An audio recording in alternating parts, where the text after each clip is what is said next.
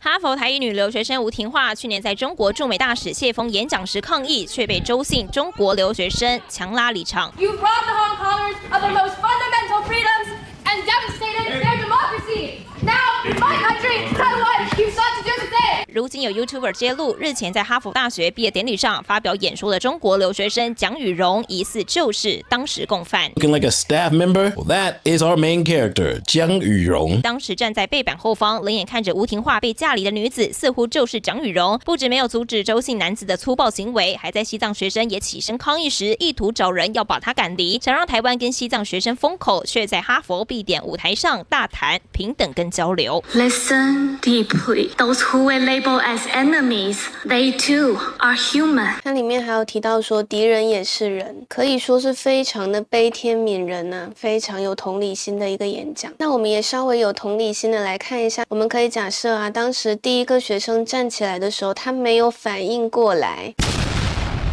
有时候人他就是没有那么快反应过来，但是呢，到了第二个学生，他是跑去请人过来把这件事情摆平制止，那这个是有意识的，在这一点上其实是非常虚伪的，嘴上一套，行为一套，就是俗称的骗子。I got a call from 2 classmates in Tanzania. They had a very urgent question: how to use their washing machine. All the labels were in Chinese. 在中国的评论区呢，是可以看到 IP 地址的，所以呢，这个 IP 在坦桑尼亚的直接吐槽了，说哈佛现在的门槛真低。这张图呢，可以很清晰的看得出来，品牌是中国的，标示都是英文，所以根本就不存在他说的这个情况。更何况中国的厂商要把自己的产品远销海外，就算用中文，是否会配备一个说明书呢？他在哈佛的演讲翻译成中文，我都没听懂，我还一脸懵逼呢。他已经自我感动的要哭了，我起了一身鸡皮疙瘩。听我劝啊，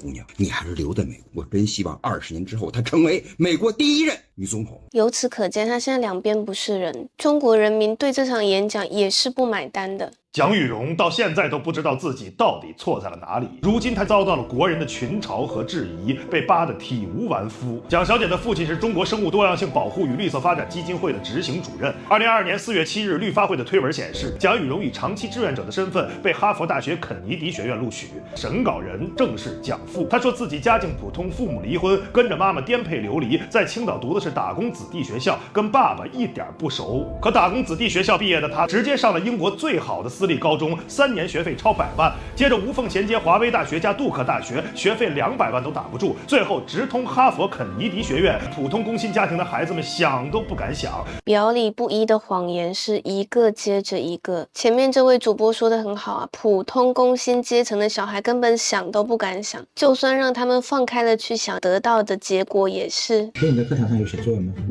你是不会写吗？没有，我写得很好。那为什么老师打电话过来叫我自己看？那这一篇写一篇关于家庭的开放式题目，可以结合实际展开想象。关于家庭呢，你写我们家是福州首富，你疯了吗？我们家是福州首富，我们住的房子非常大，1梯2户，所以我们家是连排都住不起的首富，是吗？连排是什么？我的爸爸平时都要带100万现金在身上才敢出门，没有有钱人的生活体验就不要硬写。他说可以适当展开想象。我看一下100万的现金有多重，11.5公斤，我每天背着11.5公斤出门。我最近学习有进步，爸爸妈妈就带我去了最贵的自助餐，要98一位，福州好歹是个省会吧。爸爸非常绅士，他把所有餐具塑料膜拆了。晚上我们吃了好多500克1斤的大虾，蛋炒饭也很好吃。吃完饭以后，我们去了奢侈品店，妈妈让服务员把墙上最贵的包包擦了下来，没怎么砍价就爽快的买单了。爸爸还拒绝了店里免费停车的优惠，看服务员震惊的眼神，他一定无法想象公交地铁卡里有1个亿的预存是怎么样的一种体验。工薪阶层呢，实际上也指代的是他眼界所能够看到的。就像这位男同学，老师让他展开想象，但是呢，工薪阶层的烙印是在他的生活方式里的，是在思维的点滴。就算让他放开了去想，他也只会在这个范围内去展开。当然，我不是要批评这个男生，只是说前面这位蒋雨蓉这个女生啊，一直都不断的在卖惨，这样一路走下来，跟草根的认知完全衔接不上，简直就是一个氪金的公主啊！一个家境艰苦、父母离异、靠自己打拼的人，就读于英国，明明开了后门呢，还不低调一点，反而成了一个艰苦奋斗的人。再加上他种种的言行不一，网友继续深扒，发现他连毕业的年份都是假的，新闻频道都给爆出来了。网友指出，青岛56中是当地的重点中学，根据他的时间线推算，他19岁本科毕业，逻辑难以自洽。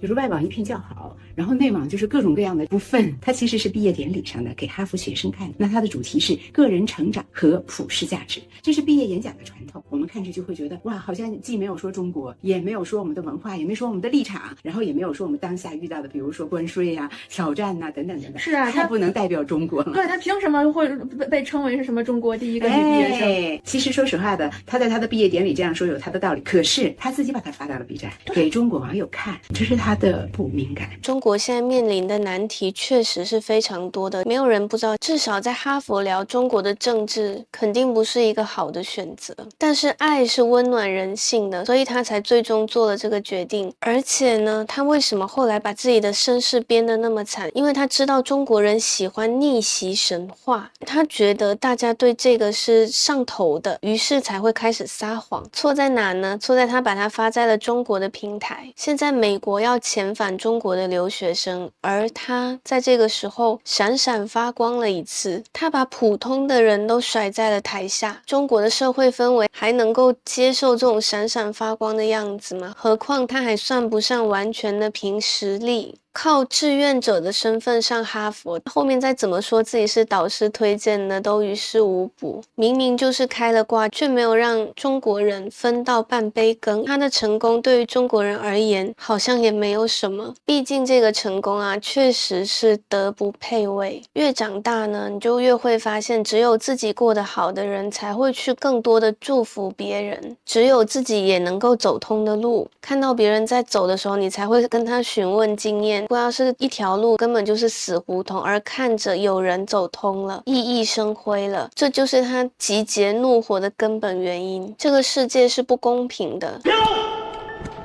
因为现在有一个视频我一直发不出去啊，审核非常的严重，有7、8层楼这么高。今天我们来这个洞不一样，它是专门用来填垃圾的。看一下这个垃圾，我上面的队友已经下来了，看没有？你看一下这个人有多小啊！再看一下下面这个垃圾，我的妈呀！看起来非常的震惊，对吧？但实际上这件事情是发生在2个月前，一直都是在小范围的扩散，它并没有从中国的其他新闻中浮现出来，甚至这个小伙子一开始的影片都没办法发上媒体，所以呢，被爆出来的时候，大家都是挺感动的。已经有2个多月了，只有这么一家媒体敢去报，大家觉得这个媒体敢于说真话，超过了其他的官媒。这件事情发生在湖南，但是湖南卫视是没有报道的，评论区也指出啊，他只是在播娱乐。终于上了像样的官媒，加油！发了影片的都被请去喝茶了，其他媒体不敢发声，这是目前唯一一家发声的官媒啊。而中国境内这个环境污染的问题，也不只是发生在刚刚这个湖南的影片中。没见过这么流排污啊！大家看一下有多黑，这个排污口十分的隐蔽，这些污水通通流到长江，下游2公里就是长江。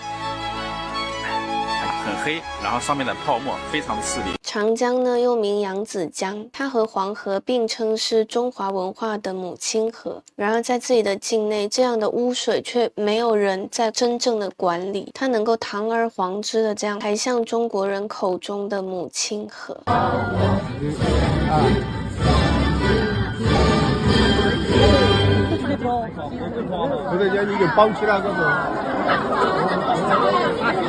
之前有一个主播叫李佳琦，他就是因为在自己的直播上面展示了一辆冰淇淋坦克，然后呢，他的直播直接就关掉了。现在在中国呢，尤其是今天是不能够出现坦克2个字，还有更夸张的，就是呢，他们又发现你在设置金额的时候，有一些数字要避开，比如说啊，6毛4、8毛9、5块3毛5。所有相关的一系列连金额都成为了敏感点。